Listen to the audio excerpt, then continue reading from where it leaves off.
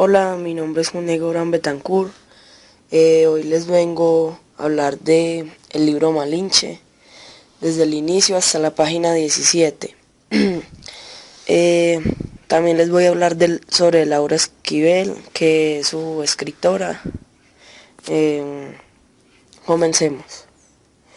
Laura Esquivel nació en la Ciudad de México en 1950. Comenzó su carrera como guionista de cine, actividad en la que obtuvo un amplio reconocimiento y por la que fue premiada en diversas ocasiones. Su primer novela, Como agua para chocolate, publicada en 1990, fue uno de los mayores acontecimientos literarios de los últimos años. En la actualidad se ha traducido a 30 idiomas. La película, basada en la novela, cuyo guión fue escrito por la propia Esquivel, además de cosechar numerosos premios, fue un impresionante éxito de taquilla. También es autora de La ley del deseo, el libro de las emociones, tan veloz como el deseo, Estrellita marinera e íntimas suculencias. De la autora de Como agua para chocolate, llega por fin su esperada novela sobre uno de los personajes más controvertidos y fundamentales en la historia de México. Malinalli, la Malinche, la admirada y denostada amante de Hernán Cortés, que oficio de intérprete entre españoles y aztecas durante la conquista para luego ser acusada durante siglos de haber traicionado a su pueblo, de haberlo vendido al invasor. En este libro, fruto del diálogo entre el trabajo de la imaginación y de la reconstrucción histórica, Laura Esquivel narra con su estilo intenso y cálido la aventura vital de la mujer que creyó que el extranjero Hernán Cortés pondría fin a los terribles sacrificios humanos de la religión azteca, pero acabaría en cambio descubriendo la crueldad, no menos sangrienta, de los conquistadores en su ambición y codicia. Desde la recreación de toda una cultura perdida, con sus rituales y sus costumbres, hasta su destrucción casi total a manos de quienes por momentos creyeron que eran dioses. Ese relato explora las relaciones entre pueblos y razas e indaga las causas que tantas veces los llevan a enfrentarse. Un relato inolvidable que penetra con la misma profundidad en el atribulado corazón de su propia protagonista.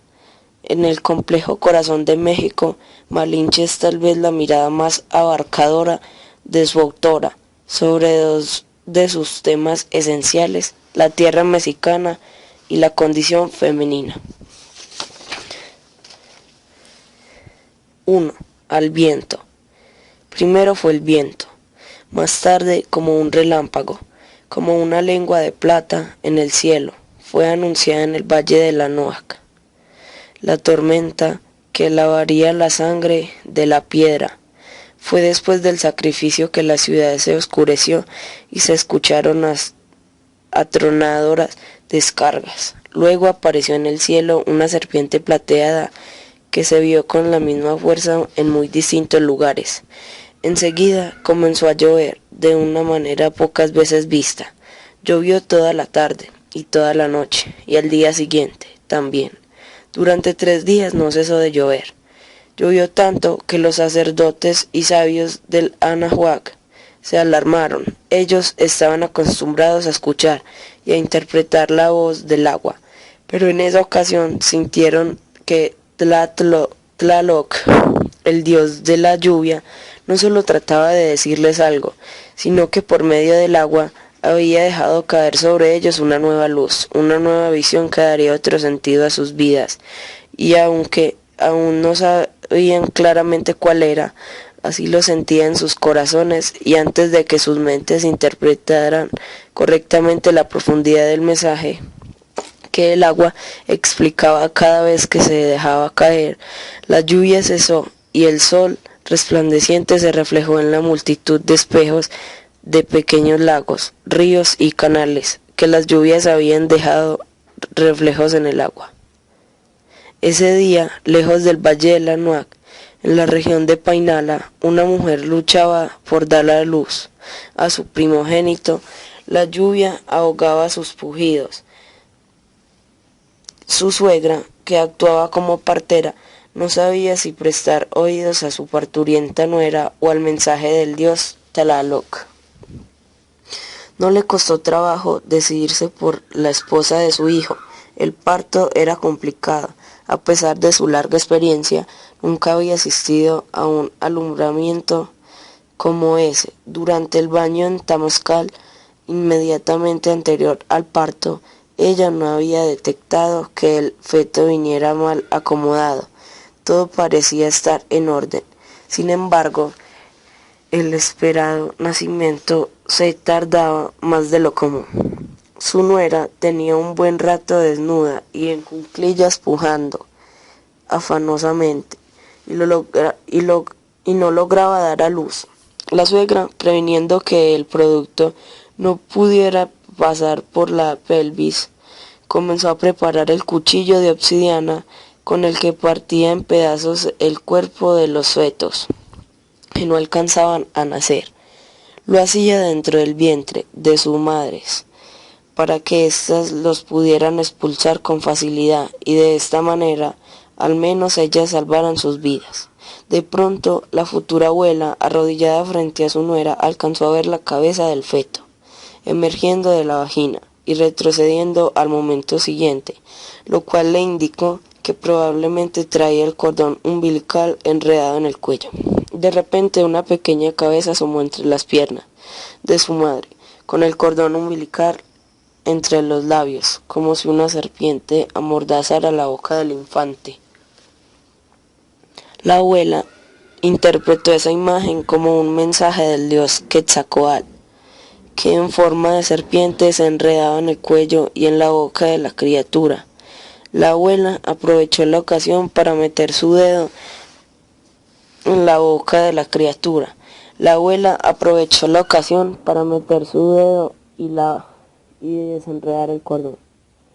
Por unos momentos que parecieron una eternidad, nada sucedió. La fuerte lluvia era el único sonido que acompañaba los sonidos de la joven parturienta. Después que el agua habló, un gran silencio fue sembrado y solo rompió el llanto de una niña a quien nombraron Malinaye, por haber nacido en el tercer carácter de la sexta casa. La abuela dio voces de guerrero para informar a todos que su nuera, como buena guerrera, había salido vencedora en su combate entre la vida y la muerte. Enseguida abrazó el cuerpo de su nieta contra su pecho y la besó repetidamente.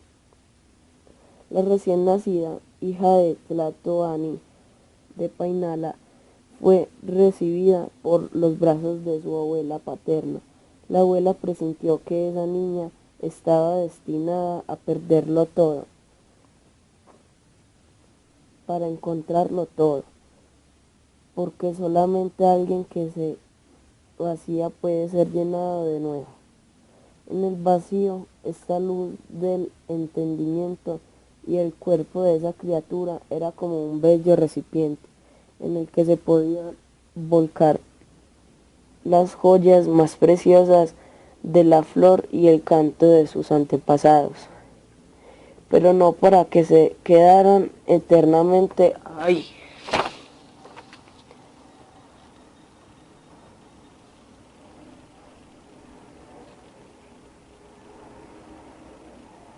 sino para ser recicladas, transformadas y vaciadas de nuevo. Lo que la abuela no alcanzó a percibir fue que la primer pérdida que esa niña iba a experimentar en su vida estaba demasiado cerca, y mucho menos que ella misma se iba a ver fuertemente afectada, así como la tierra primero había soñado misma, se iba a ver fuerte afectada. Así, con las flores, con los árboles, con los lagos y los ríos de su superficie. Así la abuela había soñado con esa niña. Lo último que en ese momento hubiera pensado era que podría perderla. Presenciar el misterio de la vida era lo suficientemente impactante para evitar pensar en la muerte, en cualquier de sus manifestaciones, el abandono, la pérdida, la desaparición. No su mente y su corazón, lo único que deseaban en ese momento era festejar la vida. Por tanto, la abuela, quien había participado activamente durante todo el parto, miró con alegría y llena de embeleso, participando activamente durante todo el parto. Con Malinalli abría los ojos y movía vigorosamente sus brazos. Después de darle un beso en la frente, la depositó en los brazos de su padre, el señor de Painala, y lo procedió a efectuar el primer ritual de nacimiento, que consistía en el corte del cordón umbilical. Lo efectuó con una pieza de obsidiana que ella misma había preparado especialmente para la ocasión. La piedra había sido pulida con tanto esmero que más parecía un refulgente espejo negro que un cuchillo. Al momento del corte, la pieza de obsidiana capturó los rayos del sol que se filtraban por el techo de la palma y los reflejó con fuerza en el rostro de la abuela. Los poderosos rayos de la luz del astro solar atravesaron las pupilas de la abuela con tal magnificencia que dañaron irremediablemente su vista. En ese momento pensó que tal vez era el sentido de los alumbramientos, el acercamiento a la luz. También comprendida que al estar ayudando a su nuera a dar a luz, se había convertido en el eslabón más de la cadena femenina formada por generaciones de mujeres que se daban a luz unas a otras. La abuela tomó la placenta y salió a enterrarla junto al árbol del patio trasero de la casa. La tierra estaba tan húmeda a causa de la lluvia que el entierro se efectuó mitad en la tierra y mitad en el agua.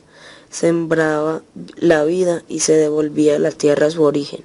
El cordón que une a la tierra con el cielo entregaba el alimento al alimento. Pocos días después, la niña fue bautizada por su propia abuela, pues la tradición indicaba que debía serlo la partera que había traído una hembra al mundo. La ceremonia se realizó a la hora en que salió el sol. La niña estaba ataviada con un huipil y unas alhajas pequeñas que su abuela y su madre habían elaborado personalmente para ella.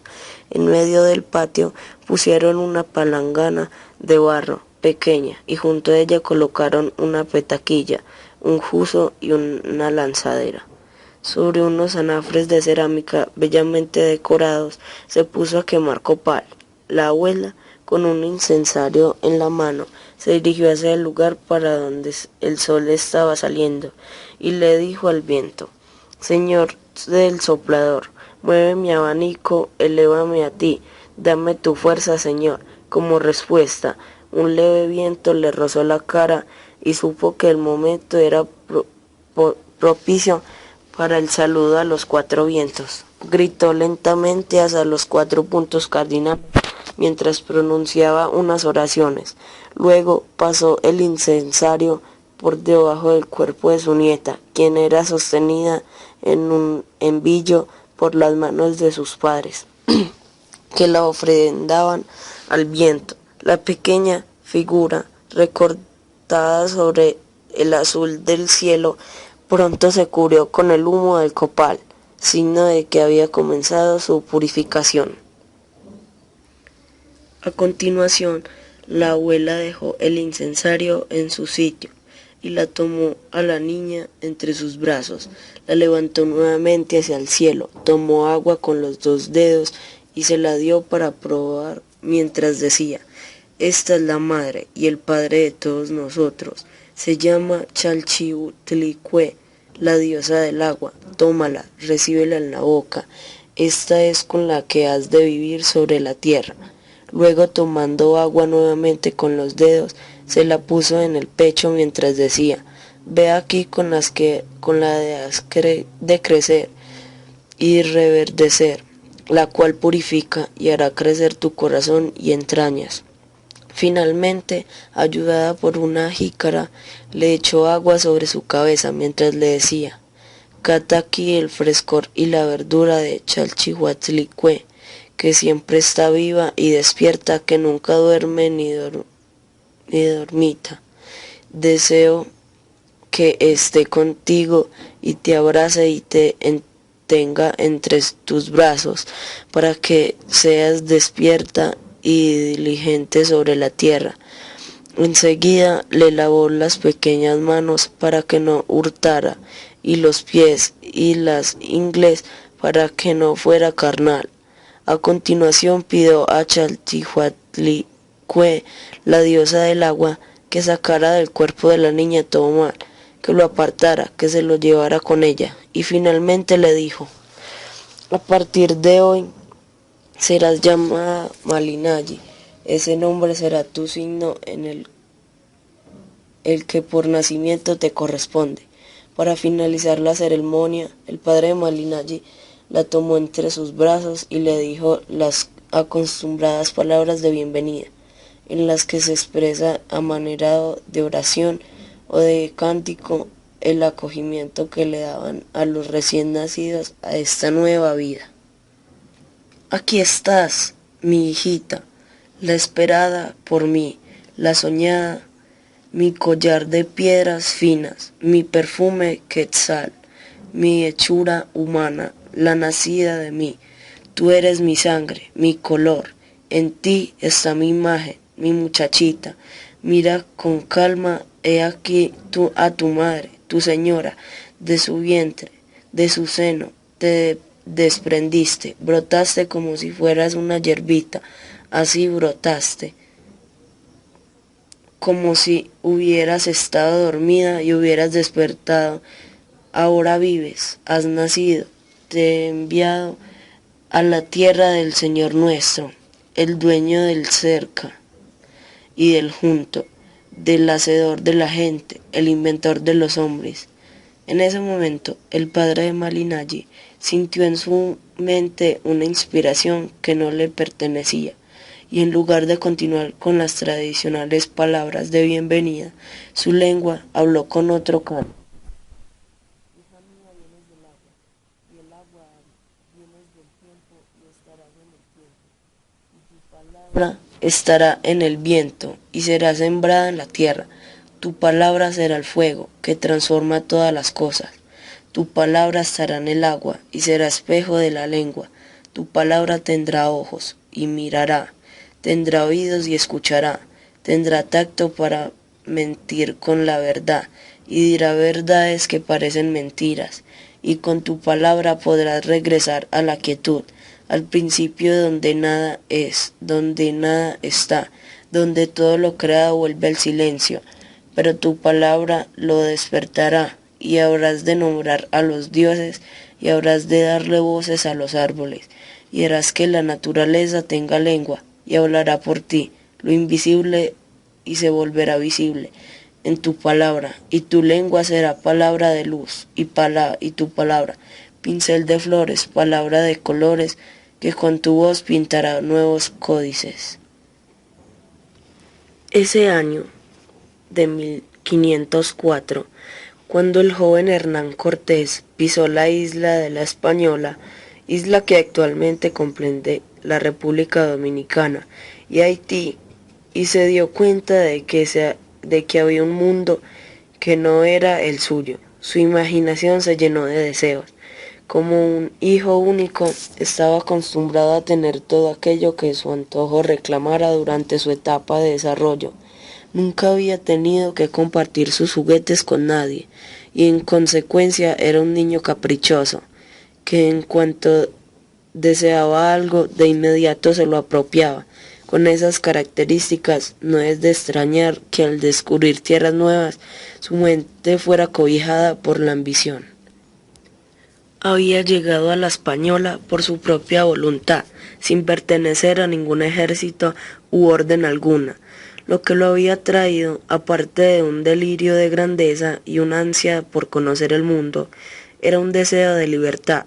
Los constantes mimos de su madre lo ahogaban, lo convertían en un niño débil y enfermizo. Su espíritu aventurero se sentía prisionero del cerco paterno. Por otro lado, las enormes expectativas que sus padres tenían puestas sobre él era un poco un compromiso, un lastre cuyo peso lo atormentaba. Nunca se lo dijeron abiertamente, pero él sentía en su corazón que sus padres les decepcionaba su corta estatura. Le faltaba altura para formar parte de una orden de caballería o un ejército. Así que le quedaban tres opciones: ser paje en la corte del rey, ser cura o estudiar una buena profesión. Su padre nunca logró que Hernán fuese aceptado como paje, así que esa posibilidad quedó descartada. Lo colocaron como monaguillo en la iglesia, pero no pasó de ahí, tal vez porque su carácter no se prestaba para servir a Dios. De esa manera, por último, Cortés asistió a la Universidad de Salamanca, donde aprendió latín y estudió por algún tiempo leyes. Sin embargo, prefirió levantar el ancla y zarpar a un nuevo mundo en busca de oportunidades.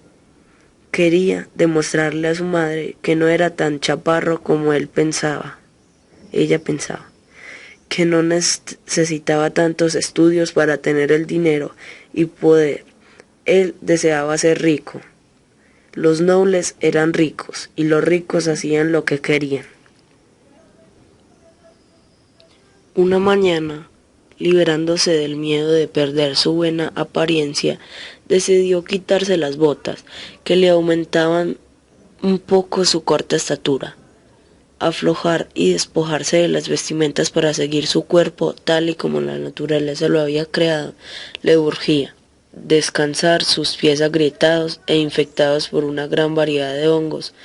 Los había pescado a bordo del barco que lo trajo de España, y no había podido deshacerse de ellos. El placer de caminar con los pies descalzos sobre la arena motivó su espíritu. La paz de esa mañana era tan grande que agradeció a Dios la vida que le había dado y la oportunidad que le brindaba de vivir ese momento histórico. Caminó rumbo al mar y dejó que las aguas lavaran sus pies. De inmediato sintió un alivio y supo que el mar purificaba sus heridas de la misma manera en que lo hacían las cortas ropas de los marineros en alta mar. Durante los largos recorridos marítimos, la única manera de que había de lavar la ropa era amarrándola fuertemente dentro de una red, la cual tiraba por la borda, y mientras el barco avanzaba, el mar penetraba las fibras de la tela, la limpiaba de impurezas y la dejaba completamente limpia. Se quedó un buen momento ahí, dejando que las olas le lavaran las heridas. Ahí, parado frente al horizonte, recordó los largos días de travesía, en los que, recargado en la borda del barco, observó el cielo y las estrellas hasta abrir su mente y entender por primera vez y con toda claridad la redondez de la tierra y el cosmos infinito. Más tarde, cuando salió del agua, se recostó sobre la hierba para que sus pies recibieran los beneficios y purificadores rayos solares. Con un brazo cubrió sus ojos para protegerse del sol de mediodía y relajar su mente. El ruido lejano de las olas lo arrulló y el sueño lo venció por un instante. Un solo instante bastó para que en un descuido un venenoso escorpión lo picara y descargara todo su veneno en su cuerpo. Por 3 días Cortés se debatió entre la vida y la muerte. Fueron días de lluvia y de rezos. Un fuerte temporal azotó la isla y no paró de llover día y noche. Cortés ni siquiera se dio cuenta de los truenos. Sus compañeros españoles que le prestaron ayuda escucharon admirados y asustados lo que en sus delirios decía. Habló en latín y en lenguas extrañas, habló en gritos y en susurros. Les dijo que había un sol enorme que crecía y crecía, un sol que al explotar iba a derramar sangre por doquier, que los seres humanos iban a volar por los aires, sin tener tierra firme donde reposar, que habría lágrimas y un insoportable olor a muerte invadiría todo su cuerpo. Pronunció nombres de reyes moros, habló de las derrotas históricas de España, se lamentó de la crucifixión de Cristo, se encomendó a la Virgen de Guadalupe, vociferó maldiciones y afirmó que había sido una serpiente, la gran serpiente la que la había mordido, una serpiente que se elevaba por los aires y que volaba frente a sus ojos, y así deliró hasta que se quedó completamente dormido. Algunos lo dieron por muerto, y estaba tan en paz que pensaron enterrarlo a la mañana siguiente, pero cuando llegaron al lugar para darle un santo entierro, descubrieron que Cortés había abierto los ojos y se recuperaba milagrosamente. Observaron en él una transformación y se dieron cuenta de que su semblante proyectaba una nueva fuerza, un nuevo poder. Todos lo felicitaron y le dijeron que había nacido de nuevo. 2. Malinalli se había levantado más temprano que de costumbre. No había podido dormir en toda la noche. Tenía miedo. En el día que estaba aún por iniciar, por tercera vez en su vida, experimentaría un cambio total. Cuando el sol saliera nuevamente, se iba a regalar. No se explicaba qué podía haber de malo en su interior para que la trataran como un objeto estorboso, para que con tal facilidad prescindieran de ella. Se esforzaba por ser la mejor, por no causar problemas, por trabajar duro, y sin embargo, por alguna extraña razón, no la dejaban de echar raíces. Molía maíz casi a oscuras, solo la alumbraba la luz de la luna. Desde el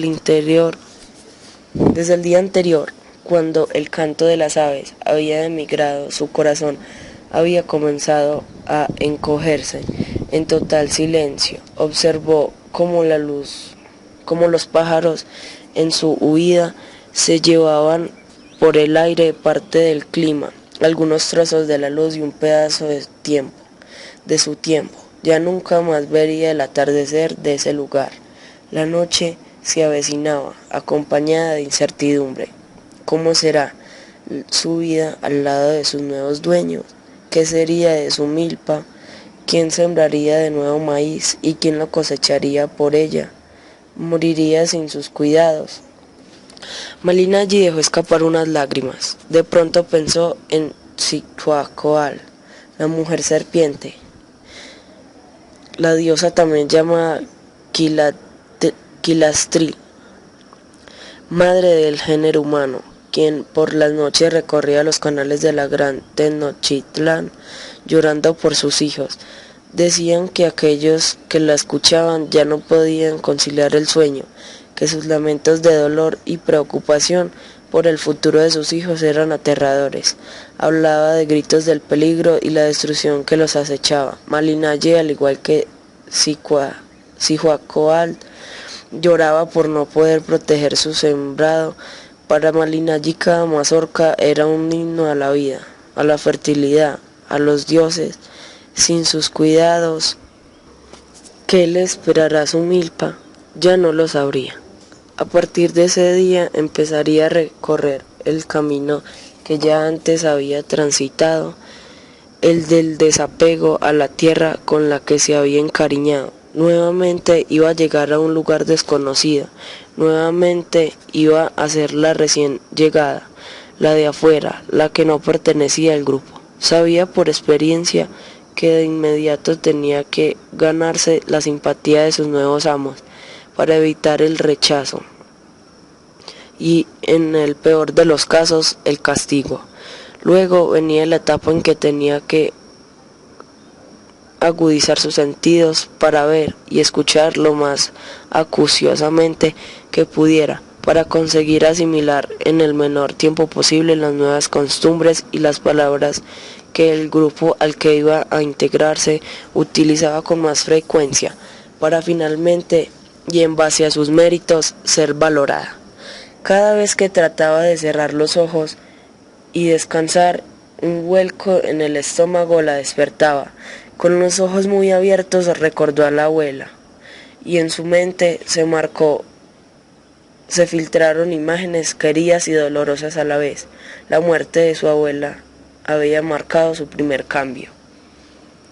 El afecto más cálido, protector de Malinalli que tuvo en su primera infancia fue la abuela, quien por años había esperado su nacimiento. Dicen que durante ese tiempo muchas veces estuvo a punto de morir, pero pronto se recuperó diciendo que no podía partir antes de ver a quien tendría que heredar su corazón y su sabiduría. Sin ella, la infancia de Malinalli no habría tenido ningún momento de alegría. Gracias a su abuela, ahora contaba con elementos suficientes para adaptarse a los dramáticos cambios que tenía que enfrentar, y sin embargo tenía miedo. Para calmarlo, buscó el cielo, a la estrella de la mañana, a su Quetzalcóatl querido, siempre presente, su gran protector. De la primera vez que la regalaron, siendo una niña, Malinalli aprendió a superar el miedo a lo desconocido, apoyándose en lo familiar, en la estrella luminosa que quedaba frente a la ventana de su habitación y que veía danzar en el cielo de un lado a otro, dependiendo de la época del año. A veces estaba sobre el árbol del patio, a veces la veía brillar sobre las montañas, a veces a un lado de ellas, pero siempre parpadeante, alegre, viva. Esa estrella era la única que nunca la abandonaba en la vida. La había visto nacer y estaba segura de que la iba a ver morir, ahí desde su puesto en el firmamento. Malinalli relacionaba la idea de eternidad con la estrella de la mañana. Había escuchado decir a sus mayores que el espíritu de los seres humanos, de las cosas vivientes y de los dioses vivía por siempre, que era posible ir y venir de ese tiempo a ese otro lugar fuera del tiempo, sin morir, solo cambiar de forma. Esta idea la llenaba de esperanza. Eso sí significaba que en el infinito cosmos que la rodeaba, su padre y su abuela estaban tan presentes como cualquier astro, que era posible su regreso como lo era del señor Quetzalcóatl, con la diferencia de que el regreso de su padre y su abuela solo la beneficiaba a ella, y el regreso de Quetzalcóatl, por el contrario, modificaría por completo el rumbo de todos los pueblos que los mexicas tenían sojuzgados. Malinalli estaba en total desacuerdo con la manera en que ellos gobernaban. Se oponía a un sistema que determinaba que una mujer valía lo que los dioses querían y la cantidad de sangre que se reclamaban para subsistir. Estaba convencida de que urgía un cambio social, político, espiritual. Sabía que la época más gloriosa de sus antepasados se había dado en el tiempo del señor Quetzalcóatl, y por eso mismo ella anhelaba tanto su retorno. Infinidad de veces había reflexionado sobre el hecho de que si el señor Quetzalcóatl no se hubiera ido, su pueblo no habría quedado a expensas de los mexicas. Por su parte, su padre no habría muerto. A ella nunca la habrían regalado y los sacrificios humanos no existirían. La idea de que los sacrificios humanos eran necesarios le parecía aberrante, injusta, inútil. A Malinalli le urgía tanto el regreso del señor Quetzalcóatl, principal opositor de los sacrificios humanos, que hasta estaba dispuesta a creer que su dios tutelar había elegido el cuerpo de los recién llegados a estas tierras para que ellos le dieran forma a su espíritu, para que ellos lo albergaran en su interior. Malinalli tenía la plena convicción de que el cuerpo de los hombres era el vínculo de los dioses. Esa era una de las grandes enseñanzas de su abuela, que le había transmitido mientras jugando. Le enseñó a trabajar con el barro. Lo primero que aprendió a modelar fue una vasija de beber agua. Malinalli era una niña de solo 4 años de edad, pero con gran sabiduría, y le preguntó a la abuela: ¿a quién se le ocurrió que hubiera jarros para el agua? Al agua misma se le ocurrió. ¿Y para qué? Para poder reposar en superficie y así poder contarnos los secretos del universo. Ella se comunica con nosotros en cada charco, en cada lago, en cada río. Tiene diferentes formas para vestirse de gala y representarse ante nosotros siempre nueva. La piedad del Dios que habita en el agua inventó los recipientes donde el agua está y nos recuerda que el Dios es agua y es eterno. Ah, respondió la niña sorprendida, ¿entonces el agua es Dios? Sí, y también son el fuego y el viento y la tierra. La tierra es nuestra madre, la que nos da alimento, la que cuando reposamos sobre ella nos recuerda de dónde venimos. En sueños nos dice que nuestro cuerpo es tierra, que nuestros ojos son tierra y que nuestro pensamiento será tierra en el viento y el fuego, que dice todo y nada. El fuego produce pensamientos luminosos cuando deja que el corazón y la mente se fundan en uno solo.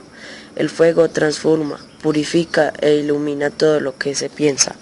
Y el viento es también eterno, nunca termina. Cuando el viento entra a nuestro cuerpo nacemos y cuando se sale es que queremos morir. Por eso hay que ser amigos del viento.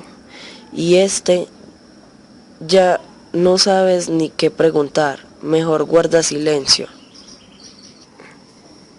No gastes tu saliva. La saliva es agua sagrada que el corazón crea. La saliva no debe gastarse en palabras inútiles, porque entonces estás desperdiciando el agua de los dioses.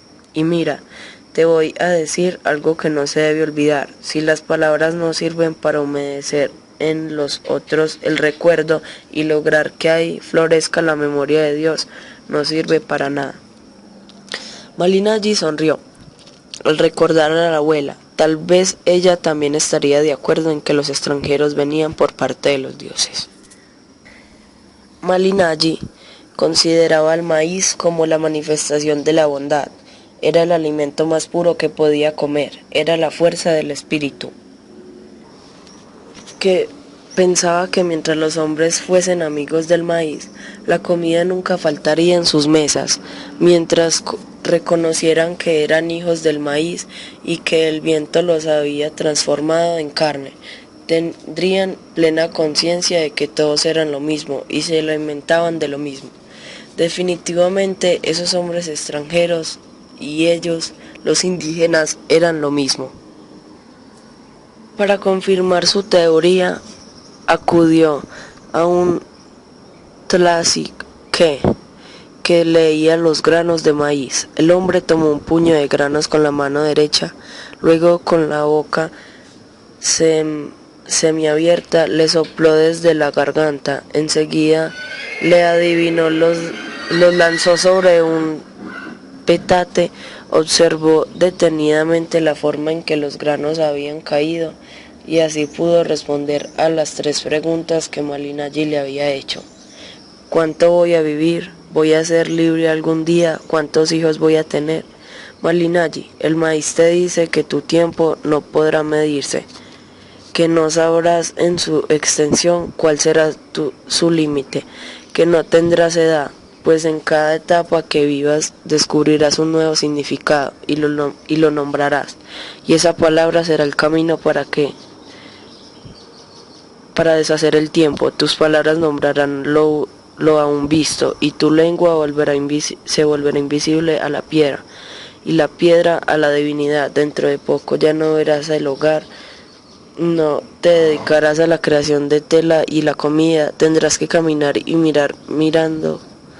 Aprenderás que los rostros de todos los colores de piel, de todas las diferencias, de todas las lenguas, de lo que somos, de cómo dejaremos de ser y de lo que seremos. Esta es la voz del maíz. Malinaji sacó una pequeña bolsa de manta que traía amarrada bajo su enredo y que contenía los granos de maíz que habían utilizado para leerle su suerte. Era un recuerdo viviente que siempre llevaba con ella. Había unido los granos de maíz por en medio con un hilo de algodón para asegurar su destino. Uno a uno los pasaba entre sus dedos cada mañana mientras oraba.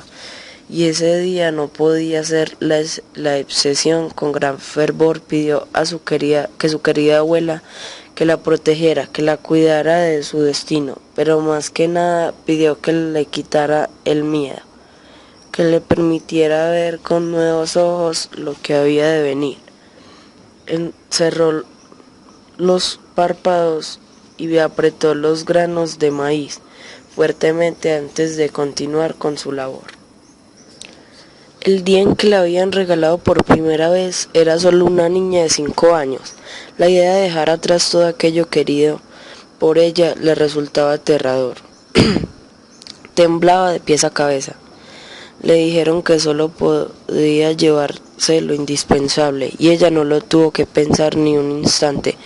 Tomó un costalito de yute y dentro metió la herencia de su abuela, un collar y una pulsera de jade, un collar de turquesa, unos huipiles que la abuela le había bordado, unas figuras de barro que juntas habían modelado y unos granos de maíz de la milpa que juntas habían cosechado. Su madre la condujo hasta la salida del pueblo. Malinaye, con su cargamento a cuestas, se aferraba a la mano de su madre, como queriendo hacerse una con ella.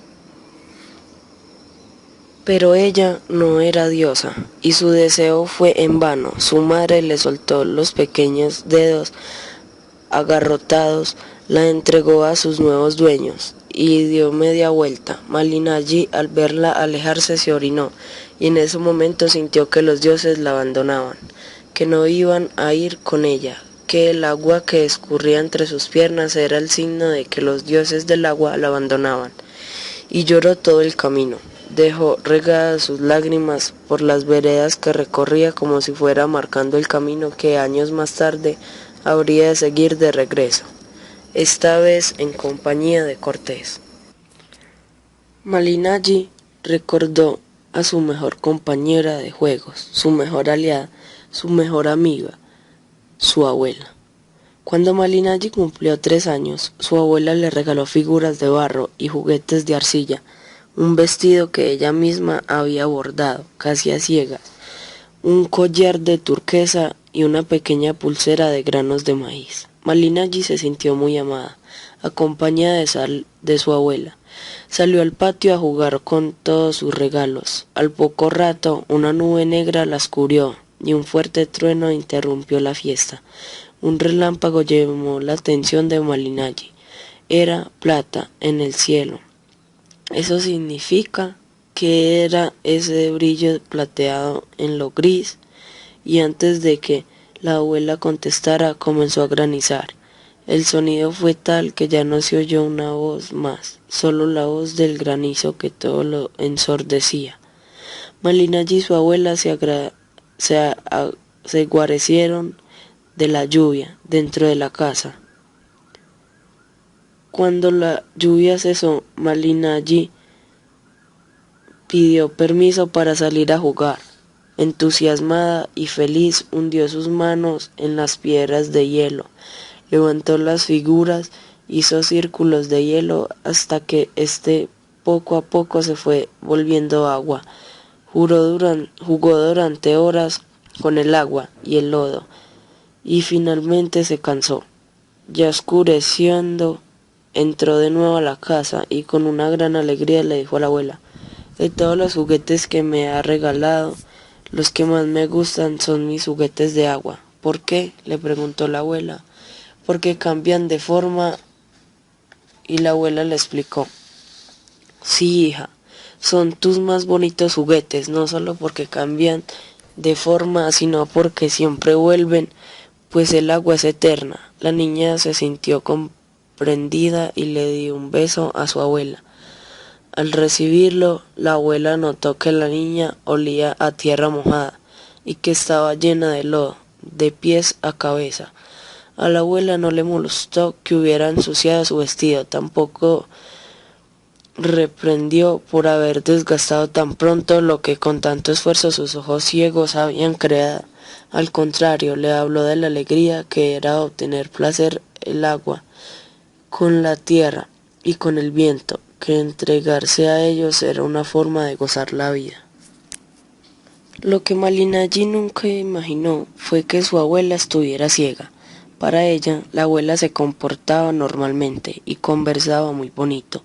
Sentía que el timbre de su voz acariciaba su oído. y despertaba en ella una enorme alegría. Se podía decir que Malinalli estaba enamorada de la voz y los ojos de su abuela. Cuando la abuela narraba historias, Malinalli observaba sus ojos con una curiosidad desmedida, pues veía en ellos una belleza que no había visto en ninguna otra persona. Lo que más le traía era que los ojos de su abuela solo se encendían cuando hablaba. Cuando la abuela quedaba en silencio, sus ojos perdían vida, se apagaban. Fue de manera accidental que descubrió que esto se debía a que no podía ver. Una tarde, cuando la abuela descansaba en el exterior de la casa, Malinalli se acercó en silencio y sin hacer ruido se puso muy cerca de su abuela. Traía un pequeño pájaro entre sus manos y le dijo: «Mira, abuela, ¿ves cómo sufre?». La abuela le preguntó: «¿Qué es lo que sufre? ¿No lo ves?». «Lo traigo en mis manos y está herido. Me gustaría curarlo». «No, no lo veo». «¿De dónde está herido?». «De una de sus alas». La abuela extendió las manos y Malinalli depositó en ellas un ave. Para Malinalli fue toda una sorpresa darse cuenta que su abuela trataba de descubrir a tientas el daño del ala del pájaro. «Citli, ¿cómo es que estás viéndolo todo? No ves nada. Si tus ojos no ven los colores, no ves mis ojos, no ven mi cara, no ves mis códices, ¿qué es lo que ven?». La abuela le contestó: «Yo veo lo que está atrás de las cosas. No puedo ver tu cara, pero sé que eres hermosa. No puedo ver tu exterior, pero puedo percibir tu alma. Nunca he visto tus códices, pero los he visto a través de las palabras. Puedo ver todas las cosas en las que creo. Puedo mirar el por qué estamos aquí y a dónde iremos cuando dejaremos de jugar». Cortés había ganado la primera batalla. Su instinto de triunfo había logrado la derrota de los indígenas en Cintla. Desde luego la presencia de los caballos y la artillería había jugado un papel más importante en esa su primer victoria en el suelo extraño. Sin embargo,